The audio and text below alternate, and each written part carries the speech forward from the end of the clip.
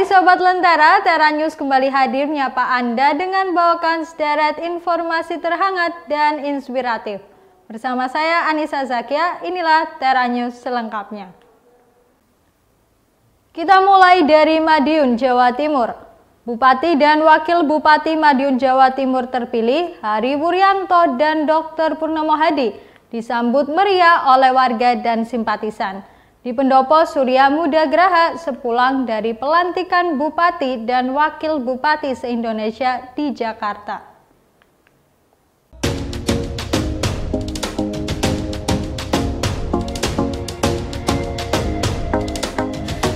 Diiringi tarian barongsai, atraksi pencaksilat dan juga musik rebana, Bupati dan Wakil Bupati Madiun terpilih, Hari Wuryanto dan Dr. Purnomo Hadi tiba di Pendopo Surya Muda Graha, Kabupaten Madiun, Jawa Timur. Usai dilantik, Bupati dan Wakil Bupati Madiun menggelar doa bersama dengan relawan harmonis dan masyarakat, serta OPD lingkup Pemkab Madiun. Doa bersama tersebut juga dihadiri Forkompinda Kabupaten Madiun, serta DPRD Kabupaten Madiun. Bupati Madiun Hari Wuryanto menyampaikan apresiasi dan terima kasih kepada semua pihak, termasuk para relawan harmonis, atas dukungan berupa tenaga, waktu, moral, dan material yang diberikan selama proses pra-pelantikan maupun pelantikan hingga terselenggaranya acara penyambutan yang luar biasa ini. Alhamdulillah sudah dilantik sama Presiden. Pesan Pak Presiden, kita harus menjadi pelayan yang terbaik untuk masyarakat, khususnya masyarakat Kabupaten Madiun. Untuk program kami sesuai dengan visi dan misi kami, yaitu mewujudkan Kabupaten Madiun yang bersahaja, bersih, sehat, dan sejahtera. Jadi program kami salah satunya adalah sesuai dengan yang kita tercantum di 10 program unggulan kami. Mulai dari pendidikan, kesehatan, pertanian, dan seluruhnya termasuk infrastruktur, insya Allah. Ya, dan juga kaitannya dengan investasi. Tadi sudah dipesankan oleh Pak Prabowo bahwa kita dalam rangka efisiensi bagaimana supaya kita bisa tetap melayani masyarakat dengan sepenuh hati. Ya, ini pesan dari beliau. Jadi kita berharap semuanya program kita alhamdulillah ya selaras dengan programnya Pak Prabowo, termasuk pemeriksaan kesehatan gratis. Itu salah satu bahwa kita ingin mewujudkan Kabupaten Madiun yang sehat, ya kan? Kemudian untuk kesejahteraan, insya Allah programnya pemerintah pusat juga demikian. Hari Wuryanto juga mengajak seluruh masyarakat Kabupaten Madiun untuk saling bergandengan tangan, bersinergi bersama guna mewujudkan kebaikan berupa Kabupaten Madiun yang bersih, sehat, dan sejahtera.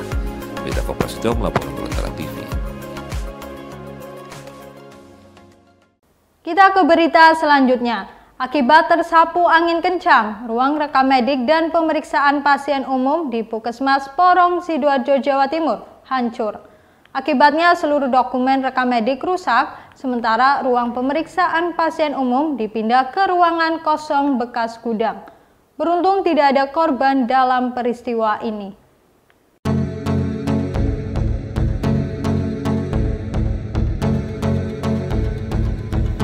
Pasca bencana angin kencang yang terjadi di kawasan Sidoarjo Selatan, 2 ruangan penting di Puskesmas Porong, Sidoarjo, masing-masing ruang rekam medik dan ruang pemeriksaan pasien umum runtuh. Atap bangunan hilang diempas angin, sementara sejumlah dokumen rekam medik dan peralatan ruang pemeriksaan pasien umum rusak. Akibatnya, sejak Jumat pagi, aktivitas perawatan medis di Puskesmas terbesar di kawasan Sidoarjo Selatan ini terganggu. Antrian pasien tampak di bagian belakang gedung karena ruang pemeriksaan umum untuk sementara dipindah ke ruang kosong eks gudang yang ada di belakang Puskesmas. Sejumlah pasien mulai mengeluh karena jika biasanya dilayani cepat melalui sistem online, kini harus dilakukan dengan sistem manual. Jika biasanya pemeriksaan pasien berlangsung sekitar 15 menit termasuk pemberian obat dokter, namun karena rusaknya sejumlah peralatan online, membuat layanan kesehatan masyarakat di Puskesmas Porong itu membutuhkan waktu lebih lama. Ironisnya, dokumen rekam medik milik sejumlah pasien juga rusak, sehingga menambah jam periksa pasien untuk kembali mendapatkan rekam medik dari pasien. Beruntungnya dalam musibah kali ini tidak ada korban terluka. Ruang rawat inap pasien berhasil diselamatkan, sehingga tidak berpengaruh bagi masyarakat yang sedang menjalani rawat inap di Puskesmas tersebut. Saat ini pelayanan kita tetap ada pelayanan selama 24 jam. pagi tetap dilayani, cuman lokernya pindah ke ruangan yang lain. Dan untuk pelayanan pemeriksaan manusia di sebelah. Untuk pelayanan sore dan malam tetap kita layani di ruang tetap tidak ada dampaknya, mungkin sedikit agak terlambat pelayanan karena ada risiko. Jadi ada 3 ruangan kami yang terkena dampak daripada angin. Yang pertama adalah ruang pendaftaran, yang kedua ruang kami dan ruang yang ketiga adalah ruang pemeriksaan. Kemarin setelah kejadian pukul 16 waktu Indonesia Barat itu langsung kita kerja bersama-sama untuk melakukan evakuasi barang yang di dalamnya bersama dengan Polsek Sorong dan Brimob bersama-sama untuk melakukan evakuasi barang yang di dalamnya sehingga pelaksanaan pelayanan tetap berjalan. Hingga saat ini belum diketahui secara pasti kapan kerusakan sejumlah ruangan vital di Puskesmas Porong Sidoarjo ini akan diperbaiki. Al-Ansori melaporkan untuk Lentera TV. Band punk asal Purbalingga, Sukatani tengah menjadi sorotan setelah lagu mereka berjudul Bayar Bayar Bayar viral di media sosial. Lagu yang menyinggung soal pembayaran kepada aparat kepolisian itu memicu kontroversi hingga berujung pada permintaan maaf dari pihak band. Polemik ini turut berdampak pada vokalis Sukatani, Novi Citra Indriati alias Twister Angel yang kehilangan pekerjaannya sebagai guru. Band punk Sukatani baru-baru ini menjadi sorotan publik setelah lagu mereka yang berjudul Bayar Bayar Bayar viral karena lirik Bayar Polisi. Lagu tersebut menuai kontroversi dan band asal Purbalingga ini kemudian menyampaikan permintaan maaf dan menarik lagu tersebut dari platform streaming seperti Spotify. Setelah permintaan maaf tersebut, muncul dukungan dari masyarakat yang menginginkan lagu itu tetap beredar. Publik bahkan menuding adanya persekusi dari pihak kepolisian terhadap band Sukatani. Selain itu, vokalis band Sukatani, Novi Citra Indriati alias Twister Angel, dikabarkan kehilangan pekerjaannya sebagai guru. Popularitas angklung semakin berkembang. Hal ini tak terlepas dari upaya pelestarian angklung yang terus digalakan melalui pendidikan, komunitas seni, dan pusat budaya seperti Saung Angklung Ujo, yang kini telah menjadi wisata budaya sekaligus pusat pelatihan angklung terbesar di Indonesia.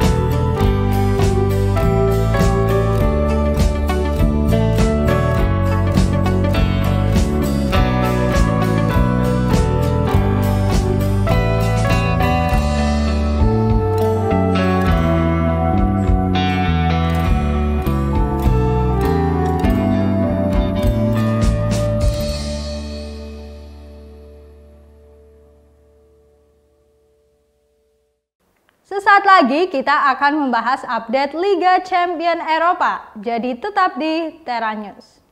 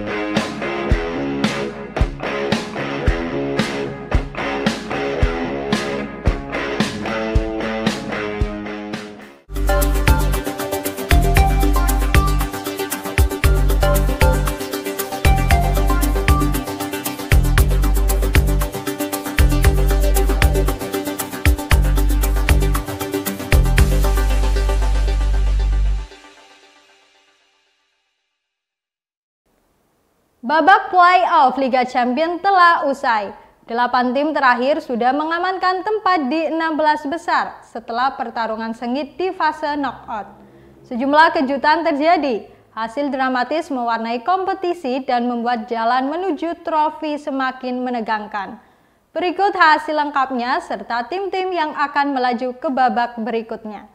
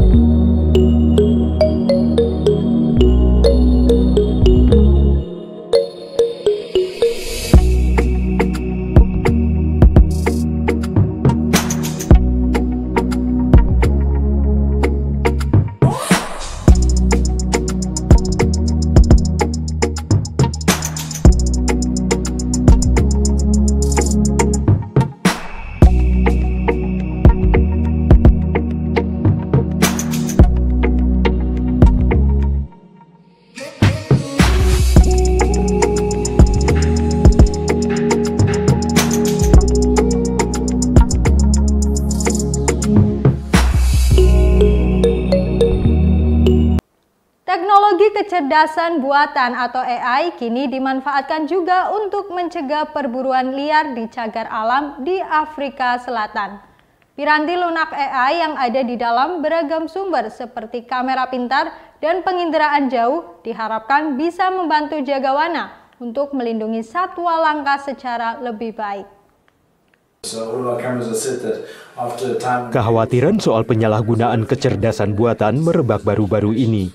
Tapi ada satu bidang di mana kemajuan teknologi ini terbukti bermanfaat. Menurut para jagawana di Afrika Selatan, pembelajaran mesin membantu mereka memerangi perburuan badak dan spesies lainnya yang terancam punah. Well, it's changed a lot. I mean, we've gone from just guys on the ground and a couple of guys on hilltops with binoculars to top of the range things such as thermal cameras, thermal binoculars, drone systems, license recognition cameras on the roads. Namun demikian, teknologi belum bisa menggantikan petugas di lapangan dan keduanya harus berjalan bersama. Foot patrols picking up tracks, that's manpower, in other words, vehicles, and then of course a K9 unit to do follow-ups if there is a incident reported. Salah satu sistem yang digunakan cagar alam Lapalala dan banyak lainnya di Afrika adalah Earth Ranger yang dikembangkan perusahaan Amerika yang didirikan oleh salah satu pendiri Microsoft, Paul Allen. Earth Ranger is a software platform that integrates with many different sources of data. And so that's actually over 100 different sources now, and those sources include things like the radios that rangers are carrying so that we can track their location, and vehicle tracking devices, aircraft tracking, camera traps, acoustic sensors, remote imagery. Aspek kecerdasan buatan dari Earth Ranger belajar mengenali apakah sosok yang terlihat di kamera adalah manusia, kendaraan, atau hewan. Jika itu manusia, sistem akan memberitahu para jagawana di pusat operasi yang kemudian akan menentukan apakah perlu mengambil tindakan. Produk yang disebut sebagai teknologi untuk kebaikan ini terus berkembang. Usaha rintisan asal Belanda Hack the Planet belum lama ini mengembangkan kamera satwa liar bertenaga AI pertama yang bisa mendeteksi pemburu liar secara waktu nyata. Sebelumnya, kamera jebakan ini punya satu kelemahan. You have to go back to the camera to collect the SD card and then you know what's on the SD card. So for instance, you go back there every 3 to 6 months. And then for instance, you know that there's a poacher 3 months ago. But we made these cameras smart so you know immediately that there's a poacher in your park in real time. Inovasi teknologi seperti ini diperkirakan akan bisa membantu hewan termasuk badak dan gajah ataupun terenggiling yang diselamatkan ini, yakni binatang melata Afrika yang merupakan mamalia yang paling banyak diselundupkan di dunia. Dari Arlington, Virginia, saya Helmi Yohanes dan tim VOA. Google Pixel Watch meramaikan pasar jam tangan pintar yang telah lebih dulu dikuasai Apple dengan Apple Watch, serta Samsung dengan Galaxy Watch.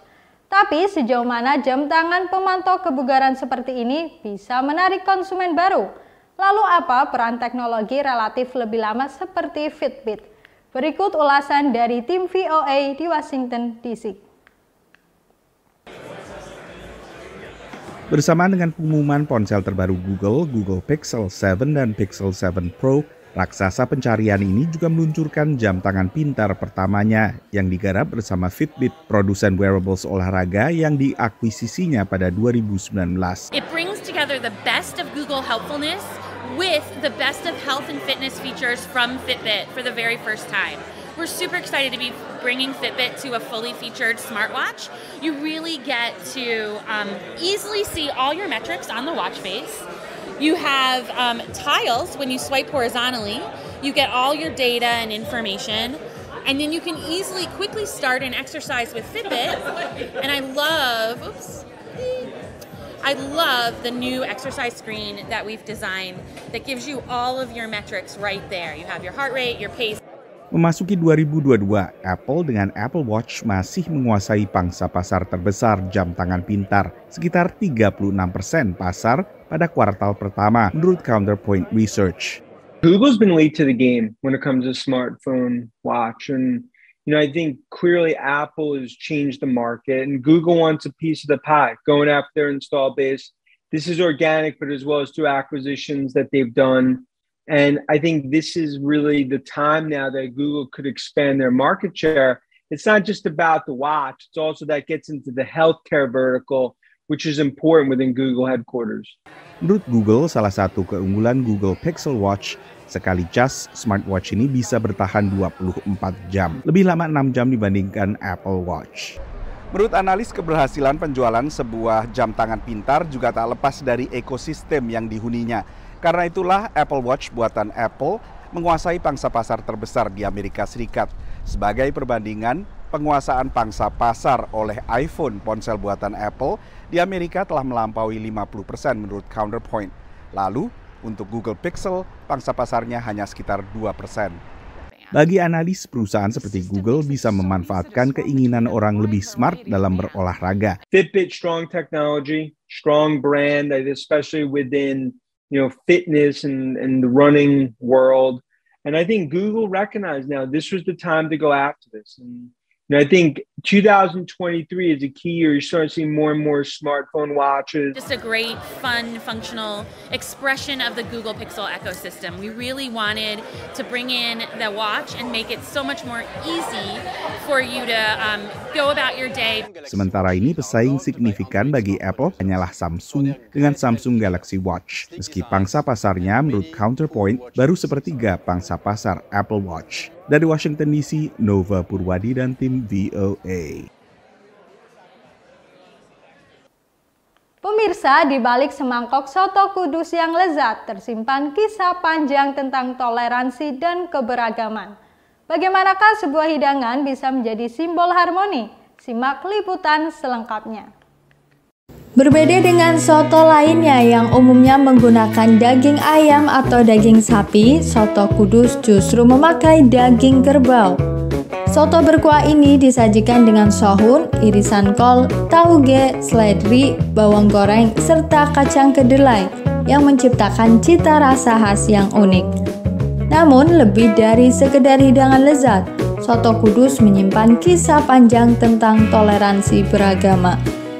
Sejarahnya bermula di abad ke-16 saat Sunan Kudus, salah satu wali Songo, menyebarkan Islam di daerah yang mayoritas penduduknya beragama Hindu. Dalam ajaran Hindu, sapi dianggap suci dan tidak boleh disembelih. Untuk menghormati keyakinan mereka, Sunan Kudus menganjurkan umat Muslim di Kudus untuk mengganti daging sapi dengan daging kerbau. Anjuran ini bukan sekedar aturan, tetapi cerminan toleransi yang memungkinkan masyarakat hidup rukun dalam keberagaman. Hingga kini, tradisi ini tetap dilestarikan. Soto Kudus tetap disajikan dengan daging kerbau, yang menjadi bukti bahwa keberagaman bukan penghalang untuk hidup rukun. Dari semangkuk soto Kudus ini, kita belajar bahwa menghormati keyakinan orang lain adalah kunci harmoni. Dan toleransi bisa dimulai dari hal-hal sederhana yang berdampak besar bagi kehidupan bersama, bahkan dari semangkuk makanan.